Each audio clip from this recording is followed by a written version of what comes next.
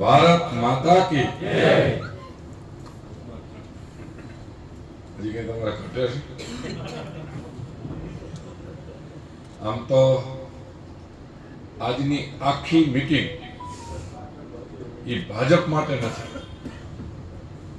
આ મીટિંગ અને આખું જે આપણે કામ કરવાનું છે ને એ આખું ભારત માટેનું છે. આપણી પાર્ટીનો મેઇન ઉદ્દેશ્ય એ છે ભાજપ મજબૂત કરવું એમ નહીં, પણ ભારત કેમ મજબૂત થાય એના માટે હું તમે આટલી મહેનત કરી છે. નકર આપણે બધા એકલી મહેનત કરી, આમાં કોઈ એક રૂપિયો પગાર મળતો નથી. પણ હમણાં બાપુએ વાત કરી કે બાંગ્લાદેશ જેવી પરિસ્થિતિ ન થાય, આપણી અંદર નહીં પણ આપણા વિસ્તારના લોકોની અંદર રાષ્ટ્ર ભાવના જળવાઈ, એના માટેની મારે તમારે હમણાં 15 તારીખ સુધી મહેનત કરવાની છે. જે દેશની અંદર રાષ્ટ્ર ભાવના ખતમ થઈ ગઈ, એ દેશ ભાંગીને ભૂકો થઈ જાય. પણ આપણા માટે તો ગૌરવની વાત એ છે કે આપણે છેલ્લે ભારતીય જનતા પાર્ટીના કાર્યકર્તા છે અને અત્યારે દેશનું નેતૃત્વ ભારતીય જનતા પાર્ટીના મૂળના અને આપણા નરેન્દ્રભાઈ કરે છે. અને એને હિસાબે વિશ્વ ફલક ઉપર ભારતનો રોલો પડે છે ને, એનું પણ આપણને બધાને ગૌરવ છે. અત્યારે સમગ્ર વિશ્વ આમ જોવો તો અંજાપામાં છે, આખું વિશ્વ અંજાપામાં છે. કોઈ દેશથી દેશ વચ્ચે લડાઈ હાલે છે, કોઈ એવા દેશ છે કે એમાં અંદરો અંદરની લડાઈ હાલે છે. પણ એક આપણો દેશ એવો છે કે જ્યાં 140 કરોડની વસ્તી છે. બાંગ્લાદેશની કેટલી વસ્તી છે? 1.25 કરોડ. કેટલી? 20 કરોડની વસ્તી છે. અને એની જગ્યાએ આપણો 140 કરોડનો દેશ છે. 100 ભાઈ સાંભળો, થોડી વાર રમત કરો. 40 કરોડ દેશમાં આપણે છાતી ઠોકીને કહી શકીએ કે નરેન્દ્રભાઈ વિશ્વની ત્રીજી અર્થતંત્ર બનાવવા માટે ભારતને જાય છે. અને આપણે બધાને વિશ્વાસ છે કે આપણો દેશ હવે મહાસત્તા બનવાનો છે. એના મૂળમાં એ છે કે આપણો દેશ મજબૂત છે, આપણા દેશની અંદર રાષ્ટ્ર ભાવના છે. અને ભારતીય જનતા પાર્ટીના કાર્યકર્તાઓનું કામ એ છે કે લોકોની અંદર રાષ્ટ્ર ભાવના જગવતા રહેવાની. બાકી તો એક કડી આવે છે કે દે દી હમી આઝાદી, બિના ખડક બિના ઢાલ, એમ કઈ આઝાદી મળતી નથી.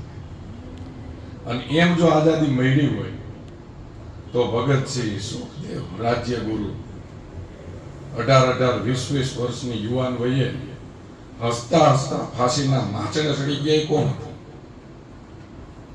આ દેશના લાખો યુવાનોએ પોતાના પ્રાણની બલિદાન આપી છે ને, તો અહીંયા આપણે બધા આઝાદ ભારતમાં આઝાદીથી રહી શકીએ છીએ.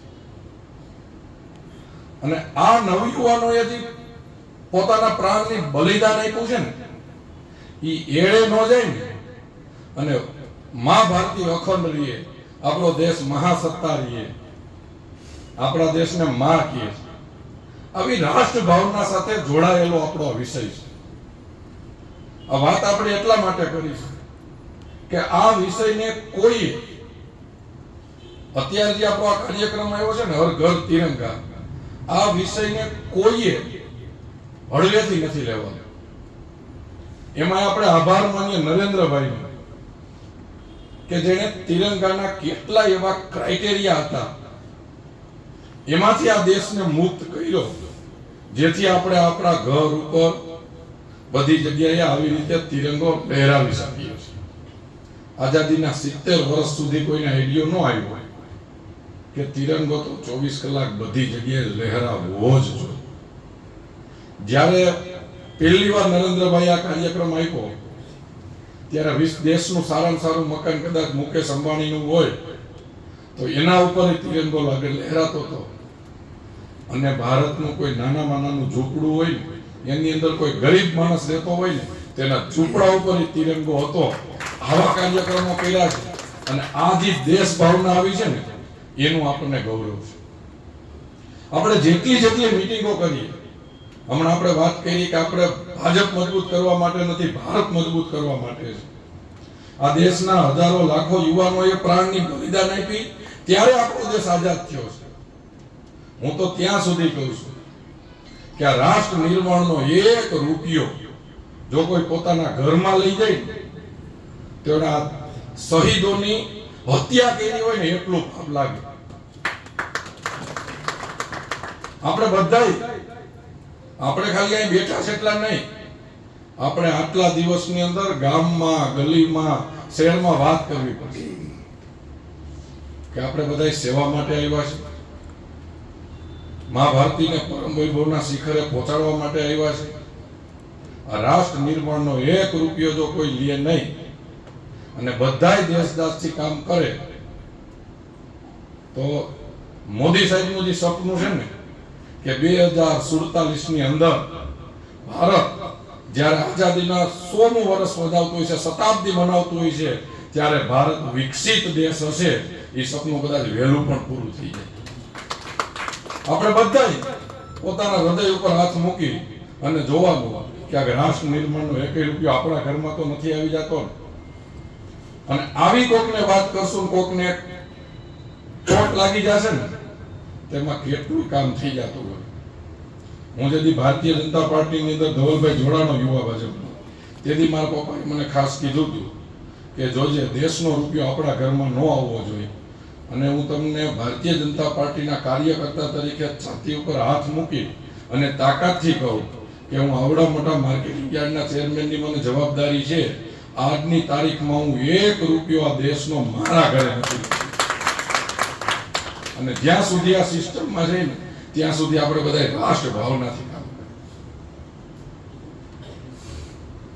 કેટલી એવા પ્રલોભનો આવતા હોય, પણ આપણે બધા એક જ મુદ્દા ઉપર કામ કરશું કે મારે મારો દેશ મહાન કરવો છે, દેશ માટે કામ કરવું છે, તો કોઈ પ્રલોભનો આપણને નડશે નહીં. અને નરેન્દ્રભાઈની દેશ માટે વાત એટલા માટે કરવી પડે કે આઝાદીના 70 વર્ષ સુધી આ કોંગ્રેસે જે પાપ કર્યું છે ને કે આઝાદીના 70 વર્ષ સુધી આઝાદ ભારતના કેટલા એવા ઘર હતા કે જ્યાં લાઈટ નહોતી કોઈ. આઝાદ ભારતના કેટલા એવા ગામડા હતા, હજારો ગામડા કે જ્યાં પાણી નહોતું પહોંચ્યું, ઘર સુધી પાણી નહોતું પહોંચ્યું. અને આઝાદ ભારતના 70 વર્ષ પછી પણ કેટલા એવા વ્યક્તિ હતા કે જેને પૈસાની વ્યવસ્થા નહોતી, આરોગ્ય નહોતું મળતું, એને હિસાબે મૃત્યુ પામતા હતા. એની જગ્યાએ આપણા નરેન્દ્રભાઈએ ભારત મજબૂત કરવામાં એવી તાકાત ઊભી કરી કે કોઈ ઘર એવું ન હોય જ્યાં નળ ન આવતો હોય, કોઈ ઘર એવું જો હોય ત્યાં 24 કલાક દેશમાં લાઈટ ન હોય, અને આ દેશની 140 કરોડની વસ્તીમાં કોઈ એવો વ્યક્તિ ન હોય જે પૈસામાં ઓફ થઈ જાય તો હૃદય આરોગ્યનું કાર્ડ લઈને હાજર થઈ. આપણે બધાએ આપણી મુખ્ય ફરજ છે કે સરકારની જે યોજના છે એ હર ઘર સુધી પહોંચે. જેમ ઘર ઘર તિરંગો લગાવવાનો છે એમ યોજના પહોંચે. આપણો કાર્યકર્તા જ્યાં હોય ત્યાં ઉગી જાય. આપણો કાર્યકર્તા મજબૂત થશે તો ખાલી ભાજપ નહીં, ભારત મજબૂત થાય એનો આપણને ભરોસો છે. તો આપણે બધાએ એવી કલ્પના સાથે કામ કરવાનું છે કે વધારે તિરંગા લાગે અને આપણા દેશની અંદર, આપણા રાજ્યની અંદર, આપણા ગલી, આપણા મોહલ્લાની અંદર દેશ જાત ઉત્પન્ન થાય એટલે ક્યારેય કોઈ લુખાવની હૈસિયત ન રહે કે આજુબાજુના જે દેશમાં પરિસ્થિતિ છે ને એવી આપણા દેશમાં પરિસ્થિતિ. આપણા દેશમાં ભાઈચારો વધતો રહે, આપણો દેશ અખંડ રહે, એના માટેનું આયોજન છે. તો આપણે બધાય સાથે મળી આ કાર્યક્રમ મજબૂતાઈથી લઈ એવી જ અપેક્ષા. ભારત માતા કી જય, વંદે માતરમ, જય જય ગરવી. એક મિનિટ